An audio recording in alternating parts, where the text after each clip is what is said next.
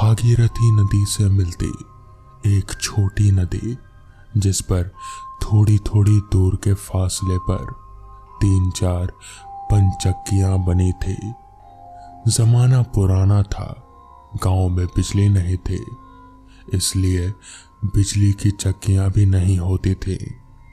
जिनकी ये चक्कियां होती थी उनके घर के सदस्य को वहां हर समय पिसाई का काम देखना होता था। उस जमाने में पिसाई के बदले चक्की वाला थोड़ा आटा रख लेता था। बहुत कम लोग पैसों का लेन देन करते थे। सूरज ने अब की बार जब पिसाई का समय आया तो दादाजी को कहा कि वो पनचक्की पर खुद जाना चाहता है और काम धाम भी ज्यादा नहीं है। तब दादाजी ने उसे बहुत समझाया कि तेरे बस का नहीं है, वहां रात में डर जाएगा।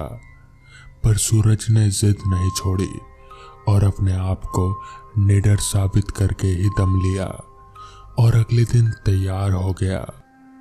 यूं सूरज कई बार अपने दादाजी के साथ पनचक्की पर गया था, जरूरी सामान लेकर। सुबह सूरज नदी की तरफ चल पड़ा। इन दिनों गेहूं की फसलों के समय पिसाई का काम तेजी से चल रहा था, सो 3-4 दिन रात में वहां रुकना पड़ जाता था। 2 और पनचक्कियां भी थी, पर वो ज्यादातर बिजी ही रहते थे। सूरज दिन भर लोगों के गेहूं पीसता और बदले में जो पिसाई होती उसे थैले में भर लेता था। उस दिन उसे पिसाई करते करते शाम के 7 बज गए। ये वो समय था जब गांव वापस जाने का मतलब था जंगल का उबड़ खाबड़ रास्ता पार कर गांव रात के 9 बजे पहुंचना। इसलिए वो वहीं पर रुक गया। जब पिसाई हो गई तो सूरज चक्की के ऊपर गया और पनचक्की की तरफ आने वाले पानी के बहाव को लकड़ी का पट्टा लगाकर बहाव दूसरी तरफ कर दिया। बहाव दूसरी तरफ होने से पनचक्की रुक गई और सूरज वापस नीचे आकर खाने का जुगाड़ देखने लगा। 2-3 बर्तन इस काम के लिए वहां रखे जाते थे। उनसे अपने लिए आटे की 2 मोटी रोटियां बनाई और सब्जी बनाकर खा पी कर आराम करने लगा। कुछ देर लेटने पर उसे नींद आने लगी। तभी उसे लगा कि कोई उसे झिंझोड़ रहा है। वो हड़बड़ा कर उठ बैठा। उसने देखा तो आसपास कोई नहीं था।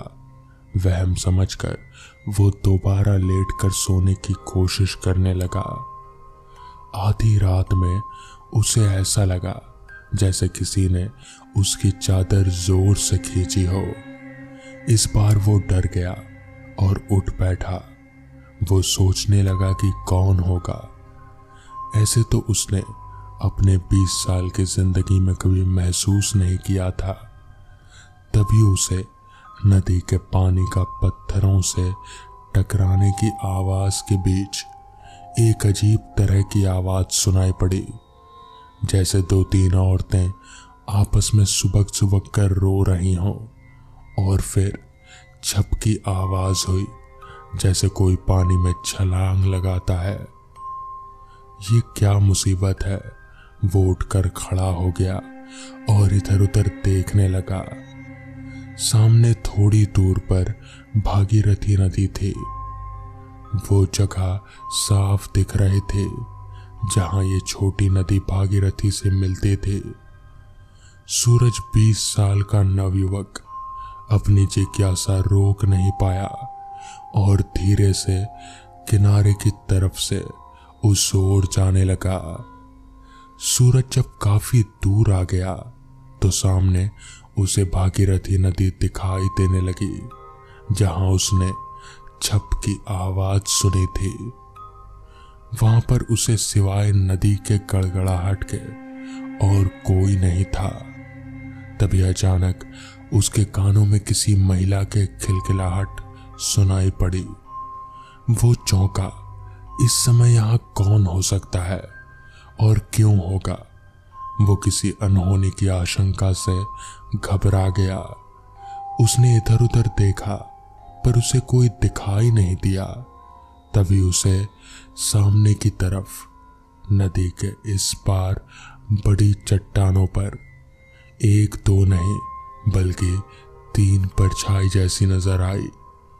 वो स्पष्ट तो आवाज नहीं सुन पाया मगर कुछ ऐसा महसूस हो रहा था जैसे वो तीनों आपस में बातें कर रही हो।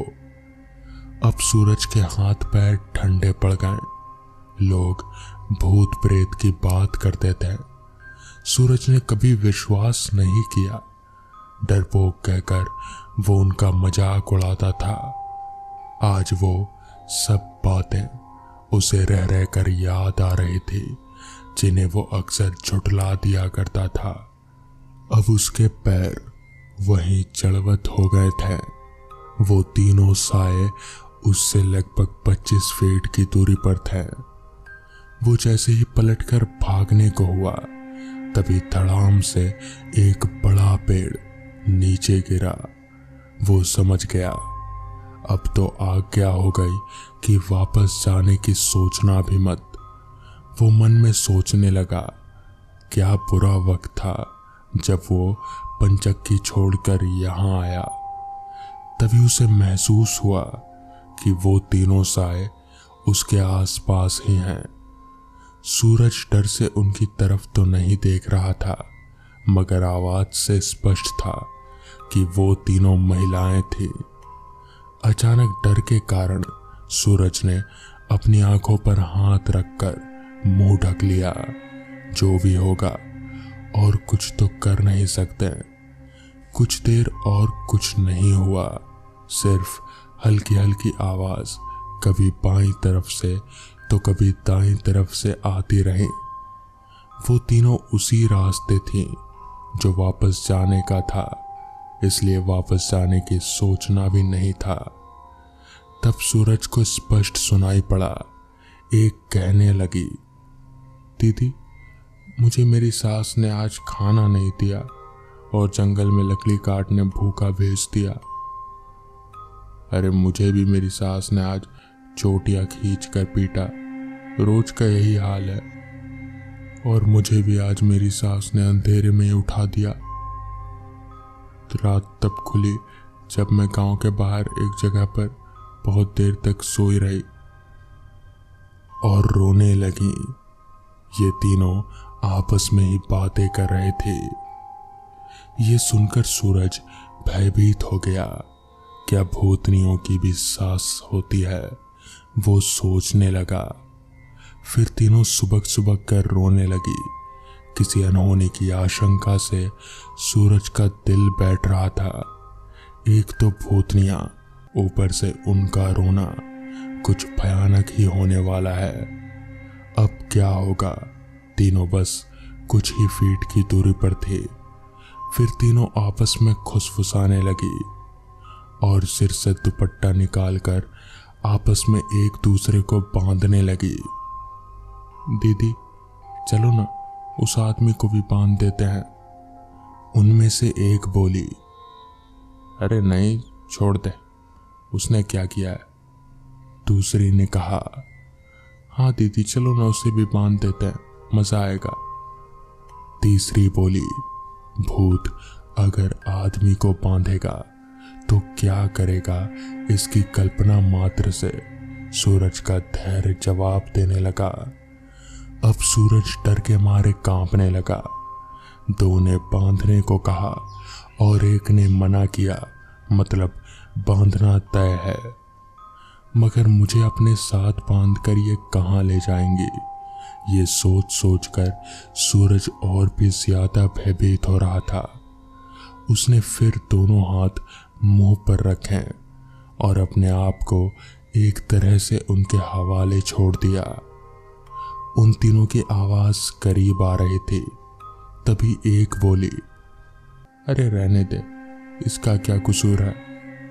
तो दूसरी ने कहा, हमारा भी क्या कसूर था दीदी, मैं तो इसे बांधूंगी। सूरज के हाथ पैर फूल गए। अब तो समझो गए ये कौन से कसूर की बात कर रहे हैं। तभी उसने अपने इष्ट देवता का ध्यान किया और मन ही मन में याद करने लगा। तभी आवाज आई, अरे चल हट, इसे रहने दे, पहली बोली। और फिर तीनों के लड़ने झगड़ने की आवाज आई और फिर तीनों की विलाप करने की और सुबकने की और फिर रोने की आवाज आई और फिर एक आवाज हुई छपाक, जैसे सूरज ने पहले सुनी थी, ठीक पानी में कूदने की। और फिर खामोशी छा गई। सूरज ने डरते डरते आंखें खोली। उसे कोई नजर नहीं आया तो वो जल्दी से पंचक्की की तरफ रास्ते पर दौड़ पड़ा और अपने इष्ट देवता को याद करता रहा। पंचक्की पर आकर उसने चैन की सांस ली। वो कुछ देर वहां पर बैठा रहा, फिर उठा और थोड़ी दूर पर दूसरी पंचक्की की तरफ गया और वहां पर उसके मालिक को उठाया, जो कि उस समय गहरी नींद में सोया था। वो एक सफेद दाढ़ी मूंछ वाला 60 साल का वृद्ध आदमी था। सूरज ने उसे कहा कि वो 7 वाली चक्की में जब्बर सिंह का नाती है और आज वो चक्की पर आया था और साथ ही उसने अपने साथ हुई पूरी घटना उस आदमी को बताई। सारी बात सुन उस आदमी ने कहा, पहले तू शांत हो जा, ले बैठ यहां पर, पानी पी थोड़ा। और फिर उसने सूरज को शांत किया और फिर बताया, कोई 8-10 साल पहले की बात है। धनौली गांव और आसपास के गांव और हमारे गांव की औरतें इस सामने के जंगल में लकड़ियां काटने आती हैं। धनौली गांव की ये 3 औरतें अक्सर ही आती जाती थी। मंगला, रेवती और चंद्रा आपस में सहेली थी। तीनों के पति शहर में नौकरी करते थे।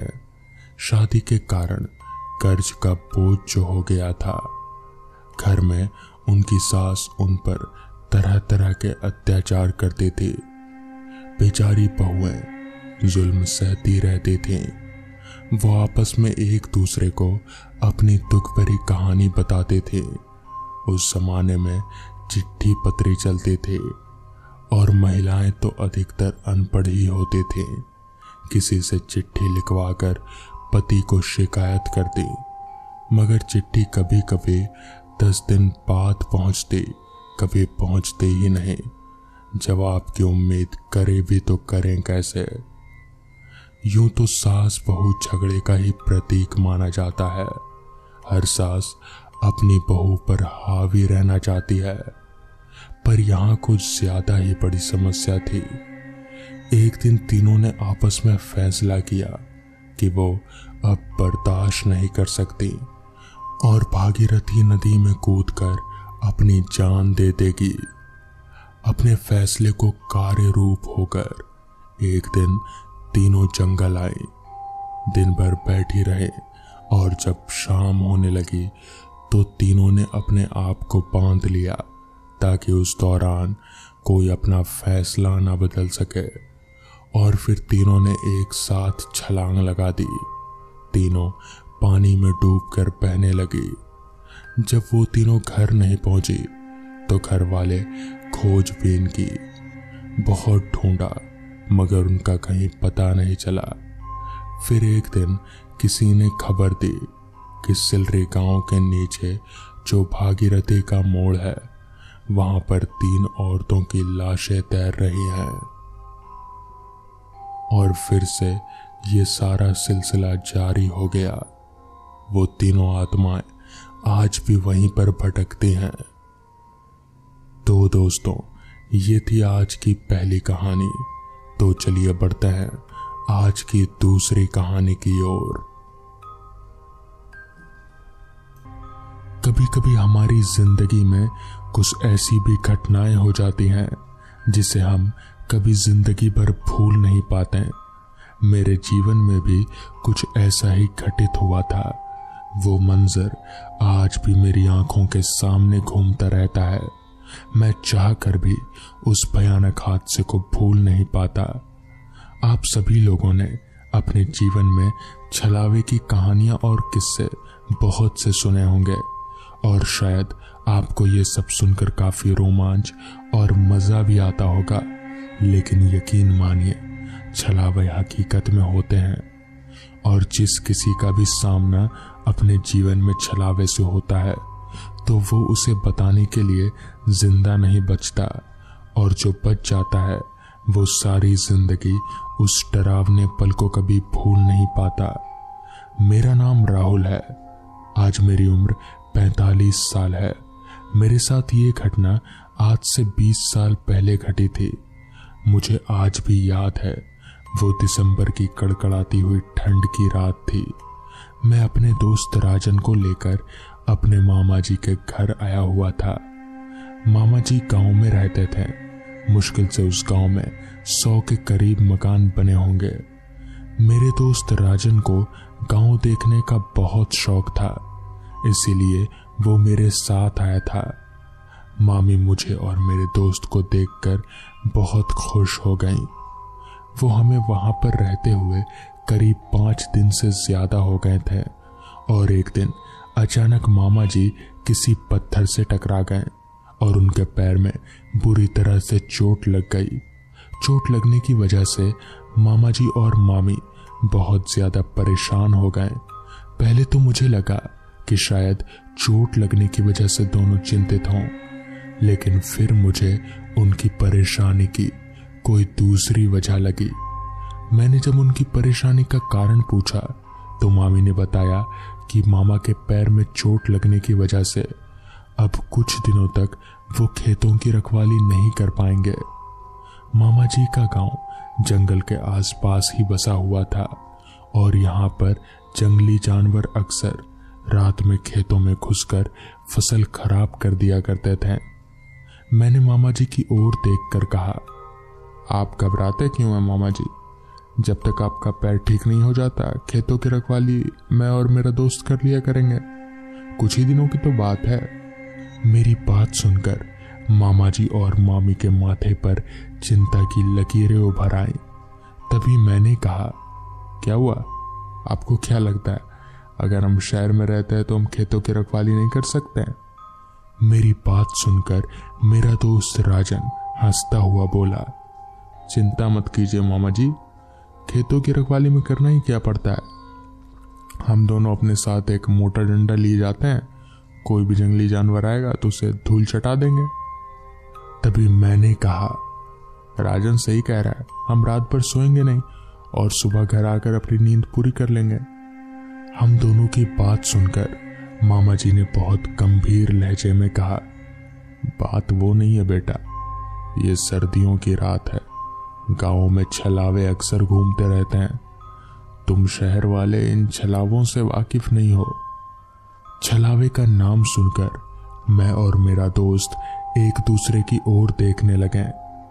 हमने ये नाम अपनी जिंदगी में पहली बार सुना था क्योंकि हम शहर के रहने वाले थे। जब हमने मामा जी से छलावे के मुतालिक कुछ जानना चाहा तो उन्होंने बताया कि छलावा किसी भी इंसान का रूप ले सकता है, मगर सच में वो एक भूत होता है।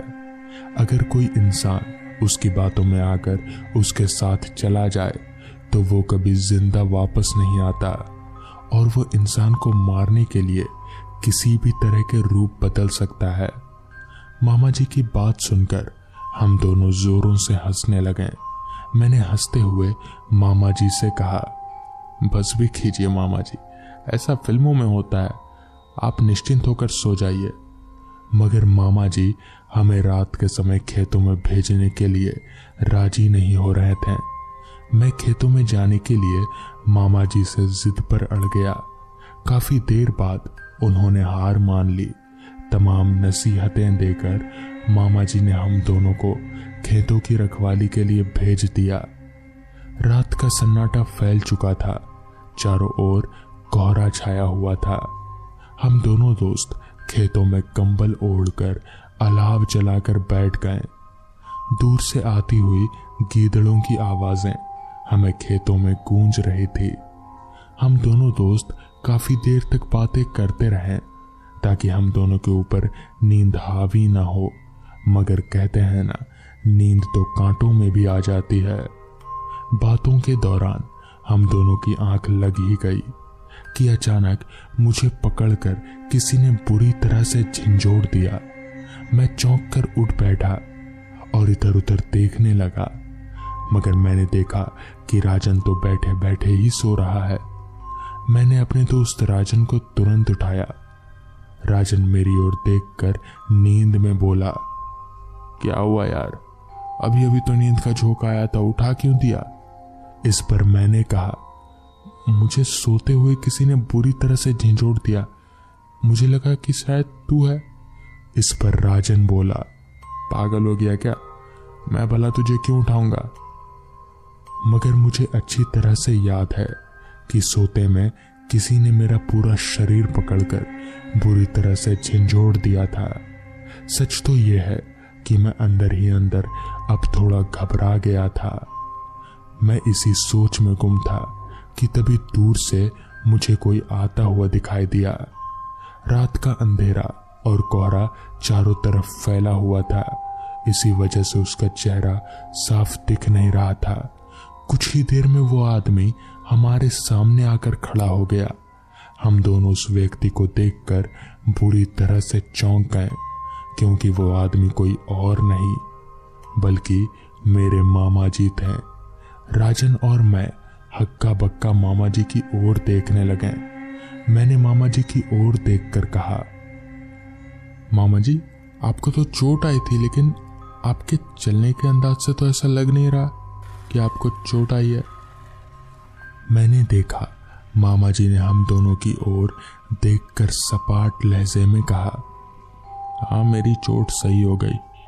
तुम्हारी मामी की रात में तबीयत अचानक खराब हो गई, इसलिए मैं उन्हें दूसरे गांव के एक डॉक्टर के पास ले जा रहा था, लेकिन रास्ते में उनकी तबीयत और ज्यादा बिगड़ गई, तो मैंने सोचा तुम दोनों को भी अपने साथ ले चलूं। मामा जी की बात सुनकर हम दोनों पूरी तरह से घबरा गए। मैंने तुरंत मामा जी से कहा, तो फिर जल्दी चलिए, कहाँ है मामी? इस पर मामा जी ने कहा, यहाँ से थोड़ी दूर दाईं ओर जो रास्ता जाता है। मामा जी की बात सुनकर मैं हैरत में पड़ गया, क्योंकि हमारे खेतों से दाईं ओर की पगडंडी से होता हुआ एक कच्चा रास्ता जंगल की ओर जाता था, जहां पर एक तालाब भी पड़ता था। मैंने मामा जी से हैरान होते हुए पूछा, लेकिन वहां तो कोई रास्ता नहीं है। इस पर मामा जी ने कहा, एक रास्ता है जो सिर्फ मुझे मालूम है, क्योंकि मैंने बचपना इसी गांव में बिताया है, और वो थोड़ा शॉर्टकट है। अब तुम दोनों जल्दी चलो, मुझे तुम्हारी मामी की फिक्र हो रही है। इतना कहकर मामा धीरे धीरे कदमों से उसी दिशा की ओर बढ़ गए, मगर कुछ दूर चलने के बाद मुझे कुछ अजीब सा डर महसूस होने लगा। मैंने देखा कि मामा जी ने रास्ते में हम दोनों से कोई बात नहीं की, जबकि मामा जी बहुत ही बातूनी आदमी थे। मैंने धीरे से अपने दोस्त राजन से कहा, मुझे कुछ गड़बड़ लग रहा है यार। इस पर राजन बोला, पागल हो गया क्या? एक तो तेरी मामी की तबीयत खराब है, ऊपर से तू ये सब क्या बोल रहा है? तभी मैंने कहा, कहीं ऐसा तो नहीं कि छलावे वाली बात में कोई सच्चाई हो? तभी राजन बोला, तेरे कहने का मतलब क्या है कि ये तेरे मामा नहीं है? अब मुंह बंद कर अपना और चुपचाप चल। अपने दोस्त की बात सुनकर मैं खामोश हो गया, मगर कुछ दूर चलने के बाद मामा जी तालाब के पास जाकर रुक गए। चारों ओर घना जंगल था और सामने एक बड़ा सा तालाब, जो रात के अंधेरे में और कोहरे के साए में बड़ा ही खौफनाक लग रहा था।